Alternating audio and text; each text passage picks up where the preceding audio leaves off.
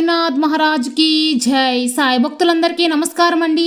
అందరూ ఎలా ఉన్నారు ఫ్రెండ్స్? మన సాయినాథుని దయ వల్ల అందరూ సంతోషంగా ఉంటారు అని మనస్ఫూర్తిగా కోరుకుంటూ ఈ రోజుటి వీడియో స్టార్ట్ చేయబోతున్నానండి.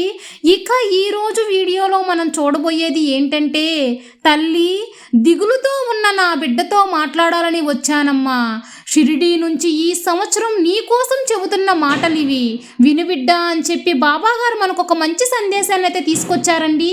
అది ఏంటి, బాబాగారు ఆ సందేశం గురించి ఏం చెప్పబోతున్నారు అని మన సాయినాథుని మాటల్లోనే విందామా. బాబాగారు ఏం చెప్తున్నారంటే, తల్లి అంతలోనే దిగుల్లో మునిగి బాధల్లో ఉన్నావా? ఎందుకు బిడ్డ? గ్యాలం వేసి చేపలు పట్టేవారికి ఉండే ఓపిక నీకు కూడా ఉండాలి బిడ్డ. అది నీకు అవసరం. నువ్వు ఏదైతే అనుకుంటున్నావో ఆ మంచి విషయం నీకు జరిగేలా చేస్తానమ్మా. దానికోసం కొద్దిగా ఓపికగా ఉండు. బాబా ఇన్ని రోజులు ఓపికగా ఉండు అని ఇంకా ఎదురు చూడాలా బాబా? ఈ కొత్త సంవత్సరంలో కూడా నన్ను ఎదురు చూడమంటున్నావా అని అనుకుంటున్నావు కదా బిడ్డ. అలా అనుకునే దిగులుతోనే కాలాన్ని వృధా చెయ్యకు. డబ్బు కోసం ఏదో ఒకటి చెయ్యాలని ప్రాకులాడుతూ ఉంటావు, కానీ నీ ప్రయత్నం శ్రమ ఏదీ ఫలించదు. నీకు డబ్బు చేరినట్లే లేదు, నీ అవసరాలు తీరినట్టే లేవు. నా బిడ్డలకి మంచి తెలివితేటలను ఇచ్చాను. ఆ తెలివిని ఉపయోగించుకున్న వారు మంచి ప్రయోజకులయ్యారమ్మా. ఆ తెలివిని ఎవరైతే వినియోగించుకోలేదో వారే దిగులుకు గురైనారు. నా బిడ్డపైన నువ్వు అలా దిగులు పడకూడదు తల్లి. కొందరు బాగా డబ్బు సంపద ఉన్నవారిని చూసి అసూయపడేవారు ఇప్పుడు ఆరోగ్యంగా ఉన్నవారిని చూసి అసూయపడుతున్నారు. కానీ వారి పరిస్థితి నా బిడ్డపైన నీకు రానివ్వను తల్లి. నీ మంచి గుణం వల్ల, నీ మంచి మనసు వల్ల నీకు మంచిదే చేరుస్తాను. బాధపడకు బిడ్డ. ఒక పని అవసరపడి చేసి తర్వాత బాధపడవద్దు. నిన్ను ఎవరైతే అవమానించారో వారి ముందు మంచి ఎత్తుకు ఎదిగేలా చేస్తాను తల్లి. ఈ కొత్త సంవత్సరం నీకు అనుకూలంగా ఉంటుంది తల్లి. ఒక కొత్త అవతారం ఎత్తు. నీ మనసు నొప్పించినా సరే చిరునవ్వుతో సర్దుకో. అది పాటించడం వదిలేసి వారి ముందే మంచి జీవితాన్ని చూపిస్తాను. అన్ని విజయాలకు నిన్ను అధిపతిని చేయడానికి నీ బాబాని నేనుండగా నీకు దిగులెందుకు తల్లి? ఒక బొమ్మ వేస్తే సరిపోదు కదా.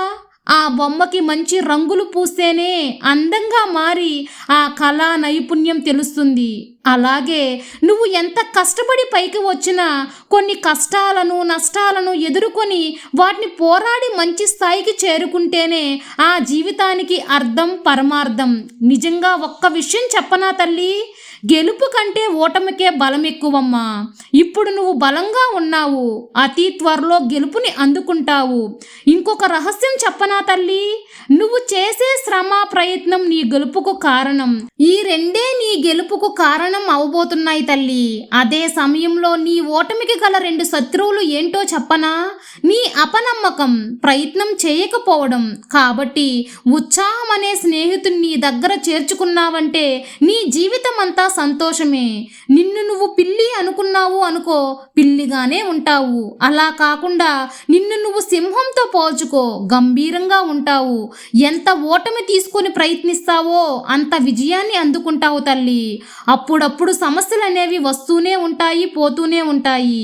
ఏ చెట్టుకైతే ఎక్కువ కాయలు కాస్తాయో ఆ చెట్టుకే రాళ్ల దెబ్బలు ఎక్కువగా పడతాయి. అలాగే ఎవరైతే కష్టపడుతూ ఎదగాలని చూస్తారో వారిని గురి చూసి కిందికి లాగాలని చూస్తారు తల్లి. వాళ్ళని కిందకు లాగి వేడుకగా చూస్తారు. నీ జీవితం ఎంతో ముందుకు వెళ్తుంది బిడ్డ. ప్రయత్నం చెయ్యి, గెలుపు నీదే బిడ్డ. ఎవరైతే ఇతరుల గెలుపు తమ గెలుపుగా, ఇతరుల ఓటమి తమ ఓటమిగా ఎవరైతే అనుకుంటారో వారే అసలు సిసలైన మనిషి. అలా కాకుండా ఇతరుల గెలుపును ఓర్వలేకుండా ఇతరుల ఓటమిని సంతోషపడుతూ ఉండేవారు వారిని అస్సలు నమ్మకూడదు బిడ్డ. కాబట్టి నువ్వు ఈ సాయి బిడ్డవు కాబట్టి ఈ రెండూ నీకు వర్తించవు బిడ్డ. నీ మంచి మనసు వల్లే నిన్ను నన్ను కలిపింది. నువ్వు ఈ సాయి బిడ్డవు కాబట్టి నీకు నేను అండగా తోడుగా ఉంటాను తల్లి. నీ సాయి తండ్రి ఎల్లవేళలా నీకు తోడుండగా నీకు భయమెందుకు బిడ్డ. సర్వే జన సుఖినో భవంతు. జై సాయిరాం.